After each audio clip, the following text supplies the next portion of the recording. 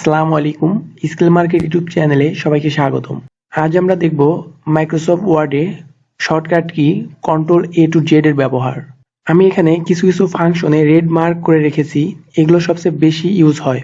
তো চলুন ভিডিওটি শুরু করা যাক। Control A select all. Control A press করলে এই ডকুমেন্টে যা থাকবে সবকিছুই সিলেক্ট হয়ে যাবে। কন্ট্রোল বি বোল্ড ফন্ট, অর্থাৎ ফন্টগুলোকে বোল্ড করার জন্য বা মোটা করার জন্য কন্ট্রোল বি ব্যবহার করা হয়। কন্ট্রোল সি কপি টেক্সট, অর্থাৎ কোনো টেক্সটকে কপি করার জন্য কন্ট্রোল সি প্রেস করতে হয়। আর কন্ট্রোল সি এই শর্টকাট কি প্রেস করলে আপনার এই টেক্সট কপি হয়ে থাকবে। এবং আমি যদি অন্য কোথাও গিয়ে সিলেক্ট করে কন্ট্রোল ভি প্রেস করি তাহলে এটা পেস্ট হয়ে যাবে।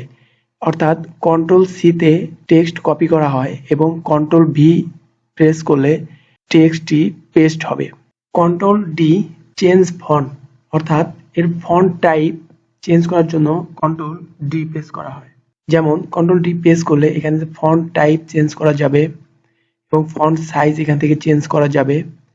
তো এর যাবতীয় সমস্ত কাজ কন্ট্রোল ডি থেকে করা হয়। কন্ট্রোল ই সেন্টার অ্যালাইনমেন্ট, অর্থাৎ যেকোনো লেখাকে মিডিল বরাবর অথবা হেডলাইনকে মিডিলে আনার জন্য কন্ট্রোল ই প্রেস করা হয়। যেমন কন্ট্রোল ই প্রেস করলে লেখাটি এরকম মিডিল বরাবর চলে আসবে। কন্ট্রোল এফ ফিন্ড, অর্থাৎ কোনো কিছু খুঁজে বা অনুসন্ধান করার জন্য অথবা খুঁজে পাওয়ার জন্য কন্ট্রোল এফ ব্যবহার করা হয়। যেমন কন্ট্রোল এফ দেওয়ার পর এখানে যদি আমি স্কিল লিখি বা স্কিল টাইপ করি তাহলে দেখুন আমার এই টেক্সটের মধ্যে যে কয় জায়গায় স্কিল লেখাটি আছে সবগুলোই হাইলাইট হয়ে গেল। Control G for go to, অর্থাৎ আমার ডকুমেন্টটি যদি অনেক বড় হয় তাহলে সেই ডকুমেন্টের যে কোনো নির্দিষ্ট একটি পেজে যাওয়ার জন্য আমরা কন্ট্রোল জি এই শর্টকাট ইউজ করতে পারি। কন্ট্রোল এইচ ফর রিপ্লেস, ডকুমেন্টের যে কোনো ওয়ার্ডকে রিপ্লেস করার জন্য এই শর্টকাট ইউজ করা হয়। যেমন আমার এই ডকুমেন্টটিতে আর্টের জায়গা স্কিল রিপ্লেস করব, তো এর জন্য কন্ট্রোল এইচ প্রেস করব। এখন ফিল্ড হোয়াটে টাইপ করব আর্ট এবং রিপ্লেস উইথে টাইপ করব স্কিল। দেখুন আমার ডকুমেন্টে যেসব জায়গায় আর্ট ছিল সেসব জায়গায় স্কিল রিপ্লেস হয়ে গেছে। কন্ট্রোল আই ফর ইটালিক, অর্থাৎ কোনো ফন্টকে ইটালিক ফন্টে কনভার্ট করার জন্য অথবা হালকা ডানে হেলানোর জন্য আমরা এই শর্টকাটটি ইউজ করতে পারি। তো টেক্সটটি সিলেক্ট করার পর জাস্ট আমরা কন্ট্রোল আই প্রেস করলে লেখাটি ইটালিক হয়ে যাবে, অর্থাৎ হালকা ডানে হেলে যাবে।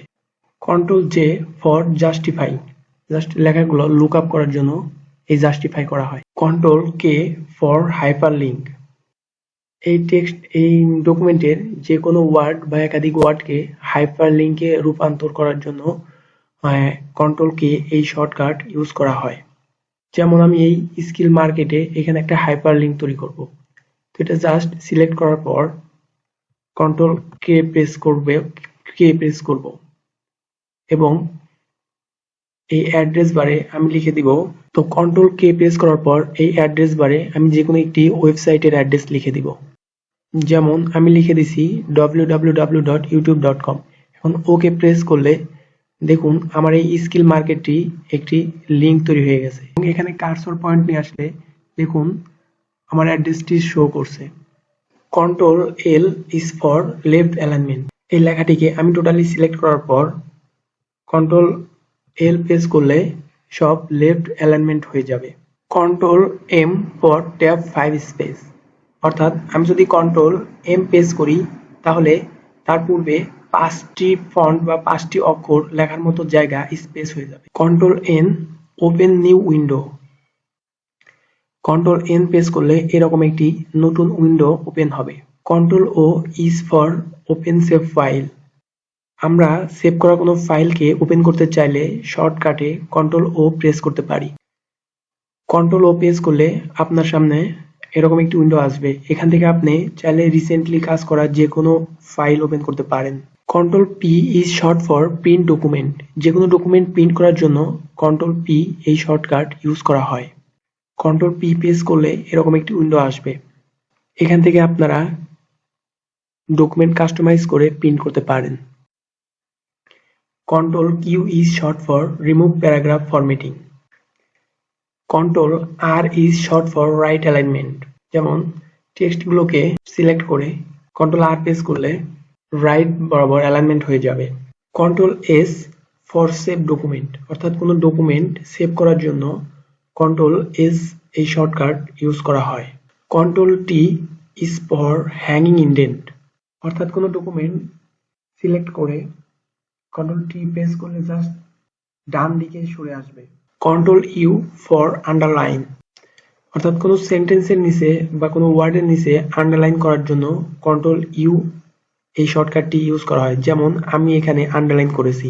Ctrl W is short for close file, অর্থাৎ কোনো ফাইলকে আমরা এই ক্লোজ অপশন থেকে ক্লোজ না করে Ctrl W ধরেও ক্লোজ করতে পারি। Ctrl X is short for cut text, অর্থাৎ কোনো টেক্সট মূল জায়গা থেকে কেটে অন্য কোথাও রিপ্লেস করাকে কাট টেক্সট বলে। যেমন Ctrl X এবং Ctrl V তে পেস্ট হবে।